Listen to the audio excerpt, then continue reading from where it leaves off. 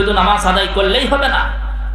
নবীজি বলেছেন সল্লু কামা রাআইতুমুনি উসাল্লি, তোমরা নামাজ সেইভাবে আদায় করো যেইভাবে আমি নবীকে নামাজ আদায় করতে দেখো। শুধু পড়লেই হবে না, এই নামাজটা যেন আমার নবীজির মতো নামাজ হয়। নবীজি কিভাবে নামাজে দাঁড়িয়েছেন আমাকে সেইভাবে নামাজে দাঁড়াতে হবে। নবীজি কিভাবে তাকবীর দিয়েছেন আমাকে তাকবীর সেইভাবে দিতে হবে। নবীজি তাকবীর দেওয়ার পর কি দোয়া পড়েছেন আমাকে সেই দোয়া পড়তে হবে। দোয়ার পর নবীজি কি পড়েছেন সেটা আমাকে পড়তে হবে। নবীজি যেভাবে সূরা ফাতিহা পড়েছেন আপনাকে আমাকে সেইভাবে সূরা ফাতিহা পড়তে হবে। নবীজি সূরা ফাতিহার পর যেভাবে আমিন বলেছেন আমাকে আপনাকে সেইভাবে আমিন বলতে হবে।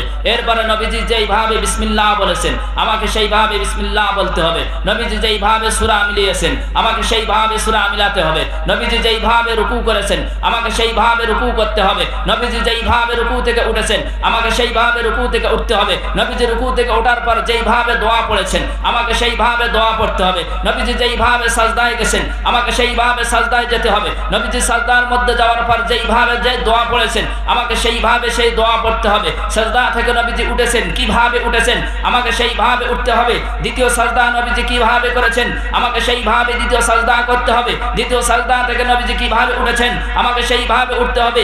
এইভাবে নামাজের প্রত্যেকটি আরকান আহকাম কেরাত কিয়াম রুকু সাজদা সমস্ত বিধিবিধানগুলো নবীজি যেইভাবে করেছেন আমাকে সেইভাবে করতে হবে। আমি যদি সেইভাবে করতে পারি তাহলে আমার এই নামাজটা আল্লাহর দরবারে কবুল হবে। আমার এই নামাজের দ্বারা আখিরাতে আমার মুক্তি লাভ হবে।